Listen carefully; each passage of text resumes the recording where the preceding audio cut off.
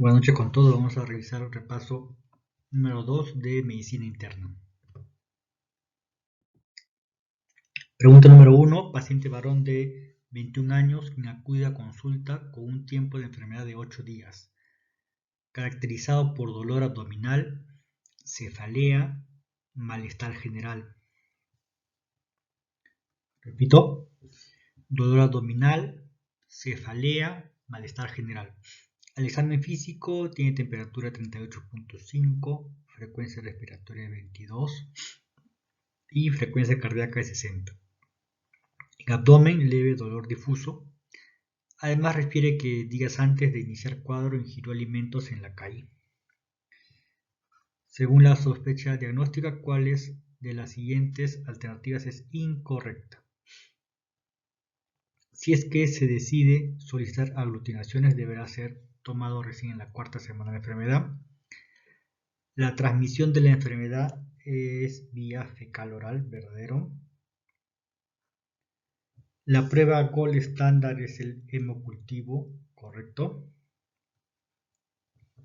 Es conocida como una de las fiebres entéricas, correcto. Y puede desarrollar incluso sangrados y perforaciones. Entonces, lo incorrecto es la letra A.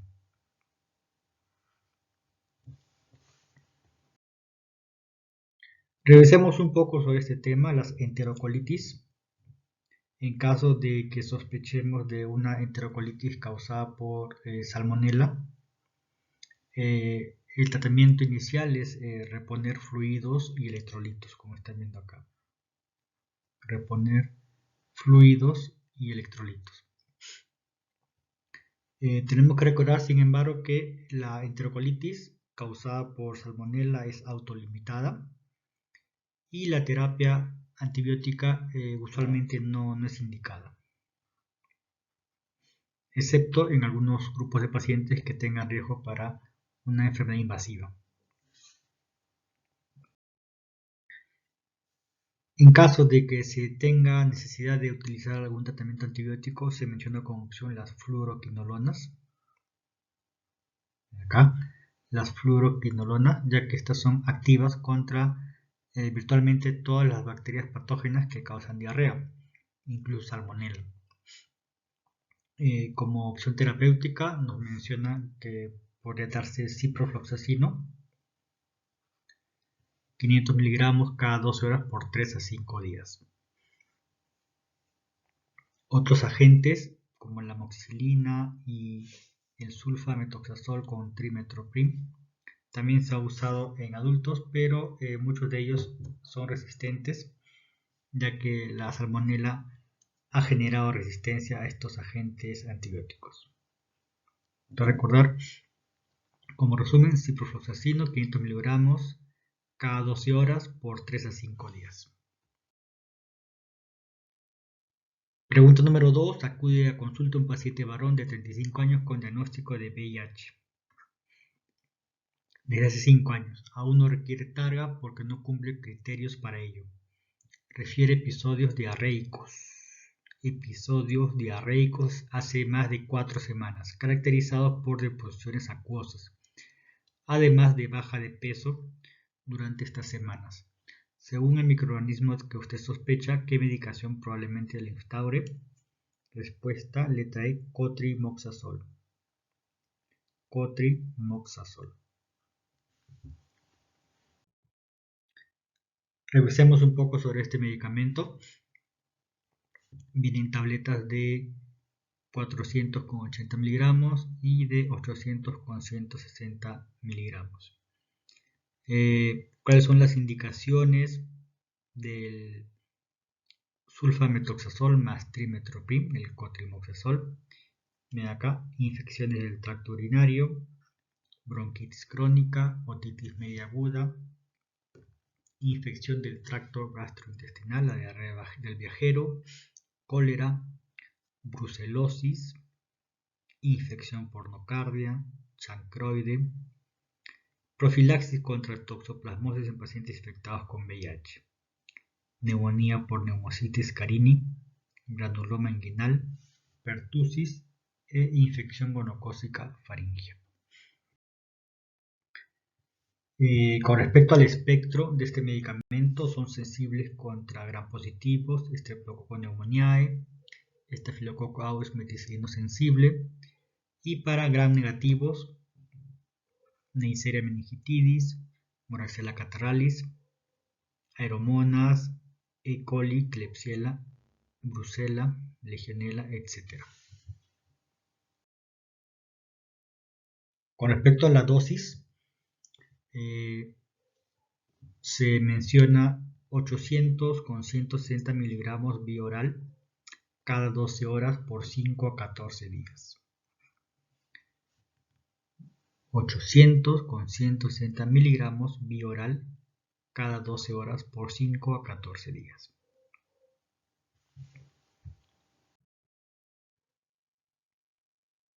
En el caso de pacientes con insuficiencia renal, la depuración de creatinina mayor de 30, la dosis usual. Sin embargo, cuando tienen una depuración entre 30 a 15 mililitros por minuto, se recomienda reducir el 50% de la dosis. Se recomienda reducir el 50% de la dosis. Algunas precauciones, por ejemplo, el embarazo, usar solamente si el beneficio justifica el riesgo potencial para el feto por interferencia en el metabolismo del ácido fólico y riesgos de kernicterus al final del embarazo. En lactancia y pediatría no está recomendado. En casos de insuficiencia renal, hay mayor riesgo de toxicidad, puede causar necrosis tubular o nefritis intersticial, y no es recomendable en insuficiencia severa. En casos de insuficiencia hepática, puede causar necrosis hepática fulminante. Y el punto 9, lo que estaban preguntando, en casos de pacientes con SIDA e inmunocomprometidos, hay alta frecuencia de reacciones adversas, como por ejemplo eritema, fiebre, leucopenia, incremento de transaminasas, hipercalemia e hiponatremia. Pregunta número 3. Paciente varón de 30 años que presenta desde hace 2 meses tos, algunas de ellas hemotoicas. Tos hemotoicas, al momento tiene dolor de pecho y falta de aire. Sospechamos de tuberculosis. Sin embargo, se le realiza BK y sale negativo. En la radiografía de tórax se evidencia derrame pleural y algunas formaciones nodulares. Además refiere, dato importante, si no es TB, haber consumido cangrejos de río. Además, el paciente refiere haber consumido cangrejos de río. ¿Cuál es el diagnóstico más probable? Con este dato podemos afirmar que es una paragonimiasis. Paragonimiasis. Revisemos algunos términos vinculados a la paragonimiasis. Tenemos, por ejemplo, vean la flecha amarilla, el miracidio, el esporoquiste, la redia, la cercaria y finalmente la metacercaria. Paragonimiasis es producida por Paragonimus westermanni. Su ciclo biológico es similar a Fasciola y Clonorchis. Se transmite por ingesta de crustáceos, lo que nos decía el problema, el caso clínico, ingesta de crustáceos. Se localiza en los pulmones, pudiendo producir infiltrados pulmonares con quistes característicos. Y manifiesta por tos, hemotisis, como también nos mencionaba, y eosinofilia en sangre periférica. Se diagnostica por examen microscópico visualizando los huevos del parásito en esputo o en heces. Y como opción terapéutica tenemos al praziquantel.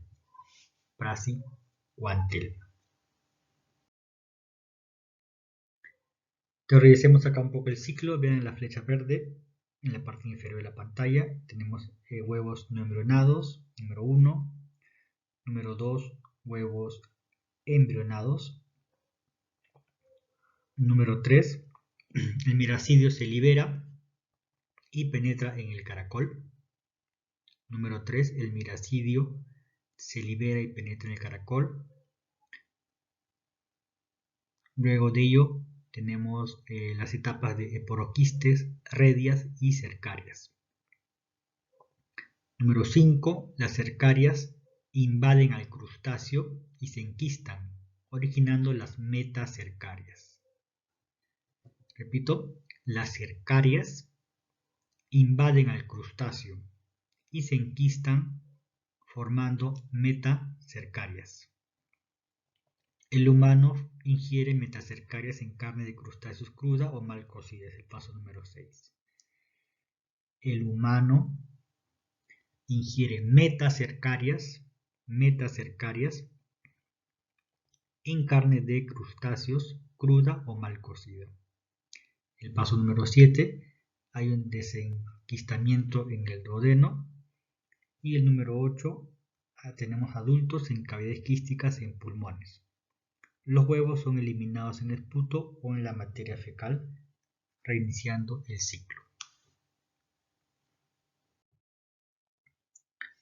Pregunta número 4. Según la norma técnica de tuberculosis 2013, ¿cuál es el nuevo medicamento considerado de primer grupo?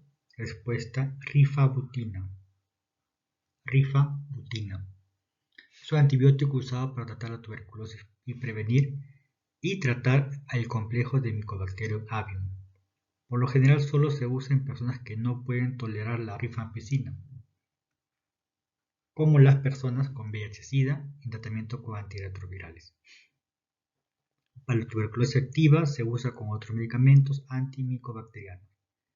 Para la tuberculosis latente se puede usar sola cuando la exposición fue con TB resistente a los medicamentos. Efectos secundarios comunes incluyen dolor abdominal, náuseas, erupción cutánea, dolor de cabeza y niveles bajos de neutrófilos en sangre. Rifabutina. Pregunta 5. Paciente con diagnóstico de VIH. Quien decide aprovechar su tiempo libre y decide viajar a Tingo María, a pesar de que su médico le advirtió que por su estado de inmunosupresión no debería hacerlo. Tiempo después acude con evidente manifestación sistémica, fiebre, anemia, leucopenia, lesiones induradas en nariz. Según su sospecha diagnóstica, ¿cuál sería el tratamiento que usted indicaría? Anfotericina B. Anfotericina B. Repasemos un poco sobre la anfotericina B. Viene inyectable de 50 miligramos, riesgo en el embarazo equivalente a la categoría B. ¿Cuáles son las indicaciones según el caso clínico? Tenemos para infecciones fúngicas sistémicas. Infecciones fúngicas sistémicas como aspergilosis, blastomicosis, coccidiomicosis, criptococosis, histoplasmosis pulmonar,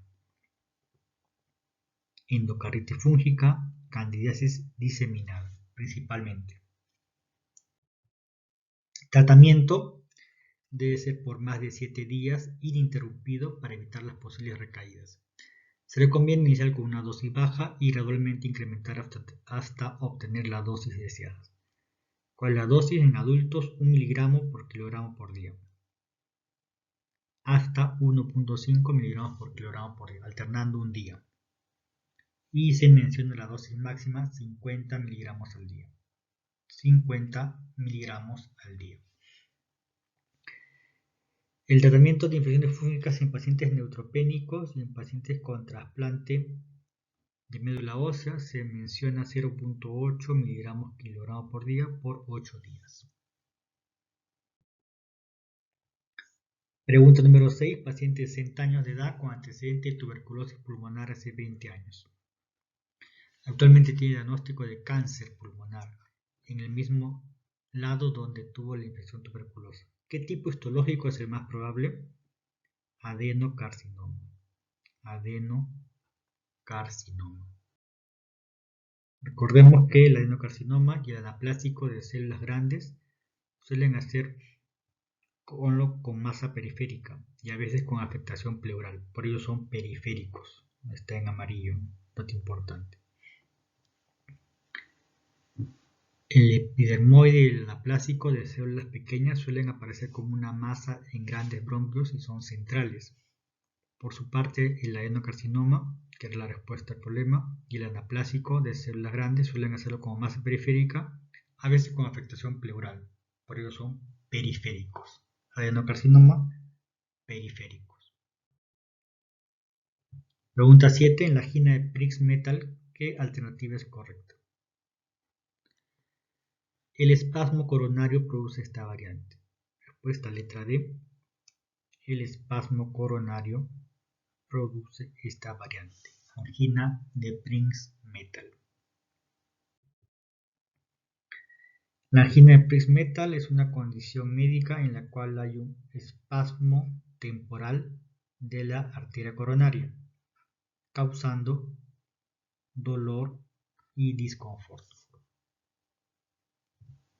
Acá la arteria coronaria y es característico un espasmo a este nivel. Nos mencionaba algunos datos del EKG, recordemos acá, por ejemplo, va a haber la presencia de ondas U,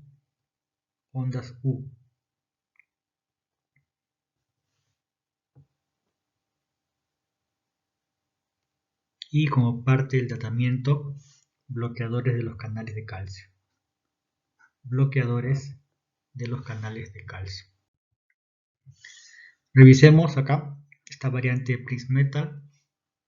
Los síntomas ocurren generalmente en reposo y se presentan como un infarto de miocardio, causando dolor. Con respecto al EKG, también puede haber elevaciones del ST.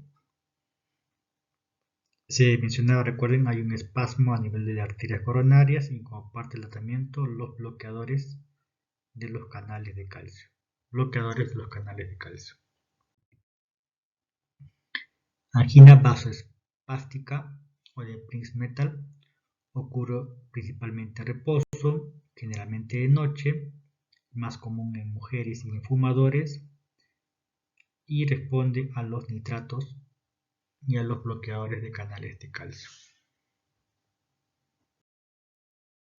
Pregunta 8. ¿Cuál de los siguientes no corresponde al hematoma epidural agudo?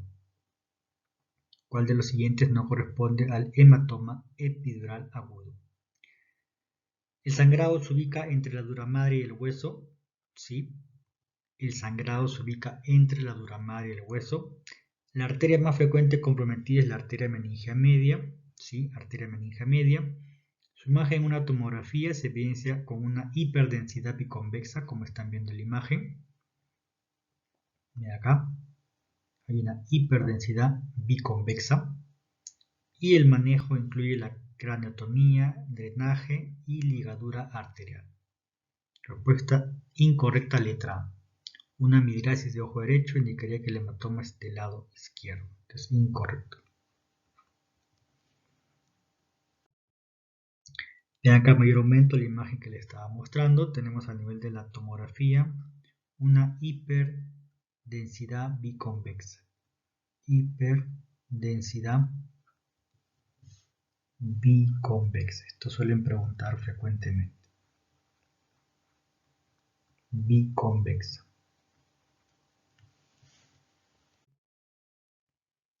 Ven acá, y también lo que suelen preguntar, ¿qué arteria es la más frecuente comprometida? Arteria meningia media.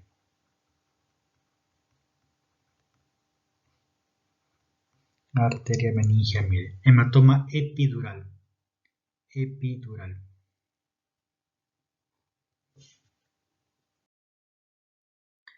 Pregunta 9. ¿Cuál de los siguientes es un fármaco hipolipemiante que basa su acción en inhibir la recaptación de colesterol a nivel del enterocito?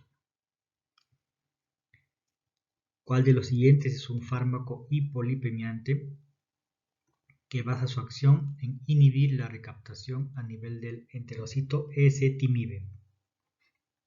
Ezetimibe. Pregunta 10. ¿Cuál de los siguientes fármacos antibióticos ataca la ARN polimerasa? Rifampicina. ¿Cuál de los siguientes fármacos antibióticos ataca la ARN polimerasa rifampicina, como están viendo acá en la imagen? Rifampicina. Acá, la rifampicina actúa a nivel de la RNA polimerasa. Y para culminar, unas temotecnias en caso de leucemia linfoide crónica, cursa con trombocitopenia inmune, hipoglobulinemia, adenopatías y hepatoesplenomegalia, leucocitosis con linfocitosis, infiltración en la médula ósea más del 30%, linfocitos maduros y con anemia. Para culminar, el soplo de Graham-Still es un soplo de insuficiencia pulmonar por hipertensión pulmonar. Soplo de Graham-Still, soplo de insuficiencia pulmonar por hipertensión pulmonar. Soplo de Austin-Flint, soplo de estenosis mitral funcional por insuficiencia aórtica.